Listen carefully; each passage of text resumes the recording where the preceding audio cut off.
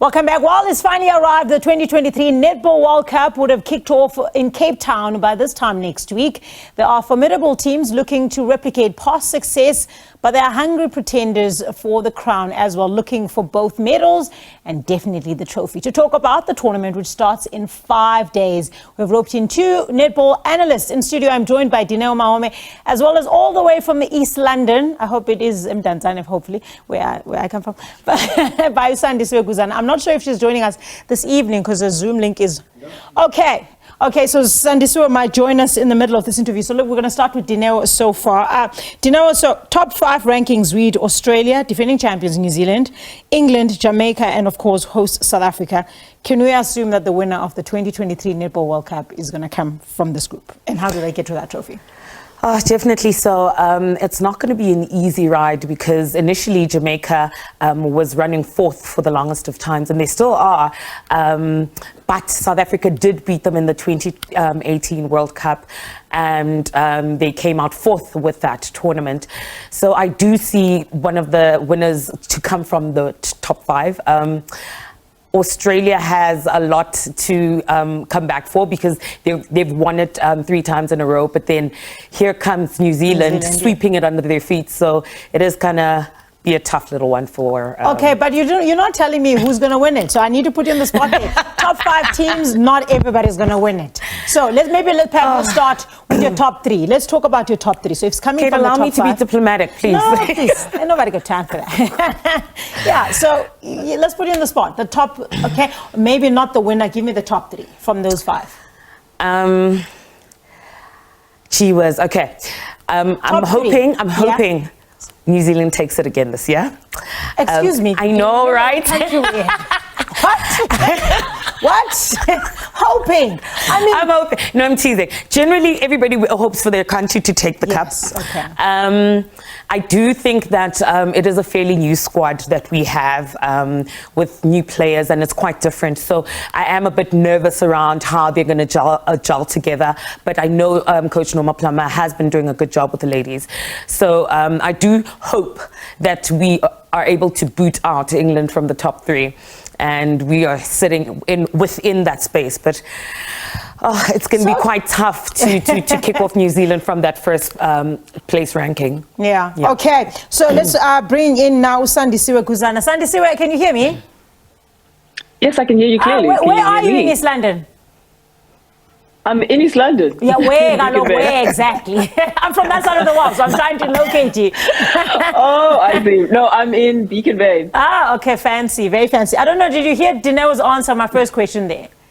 I was asking you to pick a winner from the top 3. So we're assuming the winner is going to be from the top 5 ranked nations, which is Australia, New Zealand, England, South Africa, and Jamaica. So we're saying the winner is going to come from there, right?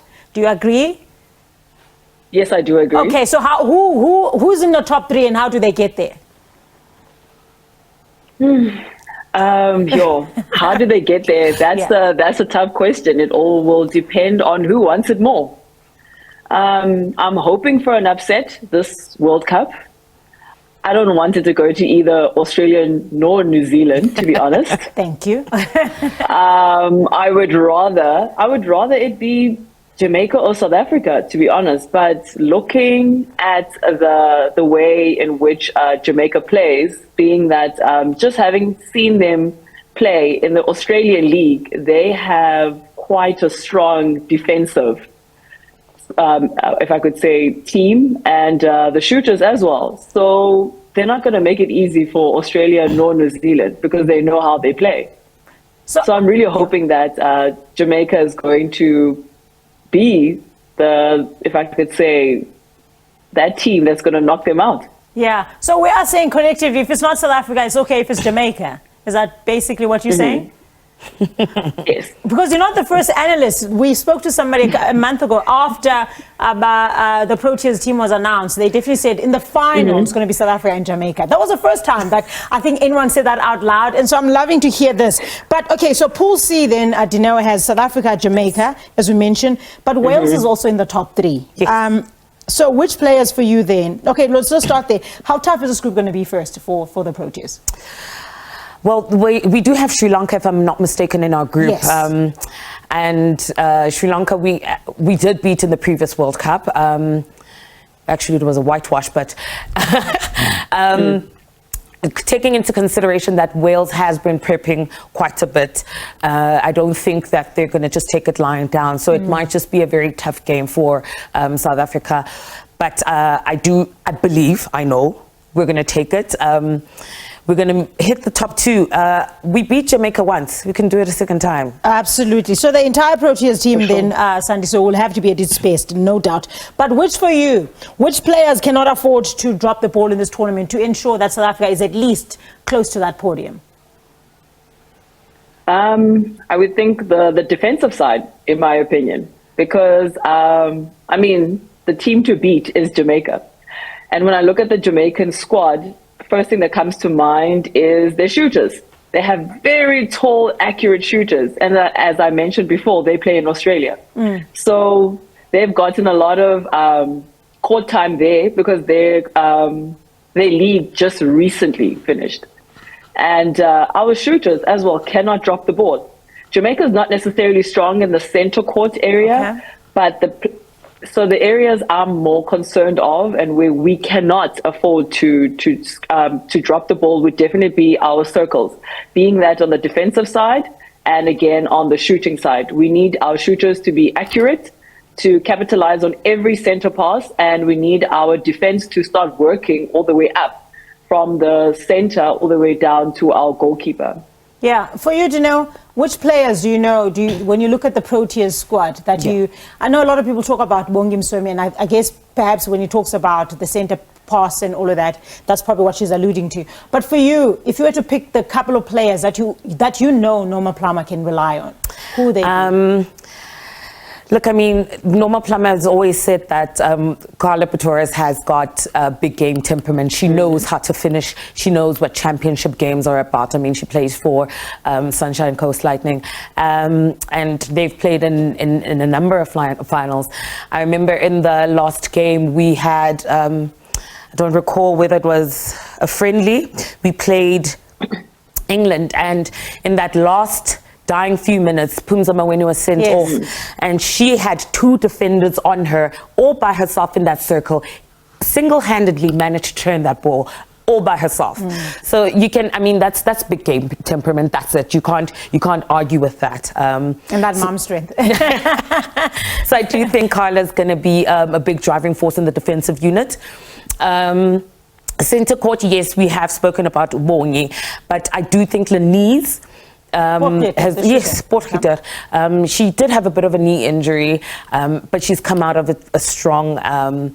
She did play for the Thunderbirds for quite a while, so she does have the experience of international netball aside from her caps. So yeah, Denise is very strong under that pole. So she's the one person that I do think will bring up and elevate the game to the degree that it needs to be at. Yeah, you touched on this, Sandy, the fact that a lot of Jamaican players play in overseas leagues, and they just, Australia specifically, but also England, who did come third in the 2019 World. Yes. They came third. They Indeed, got bronze yes, in 2019 after beating South Africa in that third and fourth match. Playoff. They also have a lot of they have professional leagues there. Yes, they do. How much of, I mean, top three teams is the three of them, Australia, New Zealand and England. But surely England have been the bridesmaid for far too long. Well, I think why England is not being spoken about as much as they were probably in the last World Cup is that England has also lost a lot of their seasoned players, if I can call them that. The ones that have been on the squad and on the first 7 that played in the Commonwealth, as well as the previous World Cup. A lot of them have actually retired before the World Cup, like such as Joe Harton. Who is their very strong goal attack and goal shooter, has recently announced her retirement at a very tender age, in my opinion. I don't even think she's 35. They've also lost their goalkeeper, goal defense, who again was in the previous World Cup. So England has lost, in my opinion, some of their if I could say, some of their game changers and key players, ones that have been conditioned and know how to win a World Cup, or at least to come runner-up, as they did in previous for the Commonwealth. Yeah. But yeah, I think that's why a lot of us have started seeing that England is coming in with a lot of fresh faces, which is good for them. But being that they're young, they don't have the experience and they don't know how to win a World Cup. So we don't have to worry about England, from what I'm hearing from Sandy Stewart. But we will definitely have to worry about someone like New Zealand. They've got one of the strongest goal shooters in the world right now, Grace Nweke. Grace Nweke, yes, she sits under that pole. Yeah, yes, absolutely. So. She's absolutely brilliant to watch. Contender. If she carries on as she's been carrying on the last few years, she's contender for player of the tournament, especially if New Zealand goes all the way. How does South Africa contend with somebody like that, should they meet? Which is, if you want to win it, you need to be that. Look, I did say that we do have a strong defensive line. I don't think Phumza Maweni will struggle to manage Grace Nweke along with Carla. However, they did... my favorite player, Peter Tayava, stayed behind, and that is Grace Nweke's favorite feeder. They play together in the ANZ League. So I do think that it'll be a bit of an adjustment for Grace, but I don't think Dame Nolene didn't prepare them enough. She's probably done more than enough to prepare Grace for that. And in considering that as well, there is Canasio in that circle, who is a brilliant shooter, has classical shooting technique. I don't think they're going to struggle at all. So it's going to be quite tough for us to take on New Zealand on that level. Okay, so New Zealand definitely a challenger for what I'm hearing from you, as well as Jamaica. But how's Australia? They've had their issues with Netball Australia right now, the terms of that pay issue that is going around in women's football women's sport around the world, I should say, right now. But can they be neutralized, Sandy Sue? Because that's a team that's also up there that can't be underestimated in what they bring into this tournament. Well, I will say this, and something I heard is that Australia only knows one thing, and that is to win. So if we're playing with a team that has been conditioned to only win and always think of winning, then we need to come with the same mentality. We need to be switched on from the moment we wake up. I think someone forgot to tell their rugby team that. I think shady. Carry on. But in terms of Australia, how can they be neutralized? Just looking at the style in which they're playing, we need to up our temperaments. We need to meet them at where they start. What I've seen from how Australia plays, the third and fourth quarter is their winning quarters. So you would have to know that how they start is definitely how they will not finish.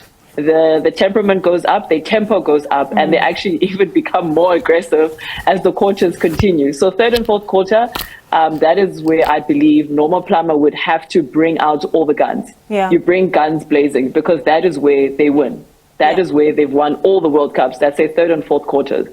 Yeah, which is similar to South Africa, if I'm not mistaken, because generally South Africa starts very slow and starts to try to pick up in the later quarters. And usually it's too late when you play against a team like Australia, for example. How do they avoid something like that this time around? Look, fortunately for us, we have a great coach in Norma Plummer, and she has coached Australia and taken a couple of World Cup wins, and she has them under her belt with that experience. So I don't doubt her to bring that level of experience through to us. When you understand how a team plays, you can coach the opposing team to sort of counteract their performance. So she speaks. I was talking about Australia and their issues with Netball Australia in regard to pay and all of that, Dineo. But the netball is coming to South Africa. What are the benefits of coming to, hosting as a host nation? We've seen with football and other tournaments, there's always a legacy and all of that. For you, where would you like to see that go in terms of, like, once we've gotten now, what are the benefits you expect from hosting this tournament? Maybe I should say. Look, our president Cecilia has made a concise effort in trying to build the sport as on a holistic scale. The development has literally quadrupled over the last couple of years. What I would like to see is more the league getting a bit stronger and the duration of it being a bit longer, granting the players a longer space of time to be on court. I would like to see more sponsorships coming up from big corporates and such to support the sport in a holistic scale. You know, we need that build, we need that push. Yes, we can get help from the government and or every other source, but every so often the private sector needs to give it a bit of a kick, and it would be great to see that happen for netball and allowing it to, even if it's minutely so, compete with the likes of football, and let it not be something that is just swept under the carpet. It's just not another sport. No, it's a sport where girls can actually feel like they can follow a career into it. You know, there's this feeling of I can't be a netball player. Netball doesn't pay. There's no future. There's no. I'm not going to land up anywhere. I'm probably going to land up broke and sitting at home or with the fitness, but I can't do anything with it. You know, I've got an age gap, and by the time I turn 36, 37, that's done. You know, so let us build and eradicate that so that. We allow financial stability to be something that we can work on for our players. Yeah. Oh, unfortunately, ladies, that's all the time we have for tonight's discussion. Thank you so much, Sandy Swekuz, and hopefully we're gonna speak to you again in Mdasakane. I tell people all the time, what's Makhosen? I'm Kate, so people forget. Until I open my mouth, they're like, oh, yeah, Ted. Yeah, and yeah, Ted. Bye-bye, Siswam. Thank you so much. Thank you so much, as well as Udineo, our Dineo Mahome, our netball analyst right here in studio, talking all things netball as we build up to the 2023 Netball World Cup in Cape Town. It has finally arrived.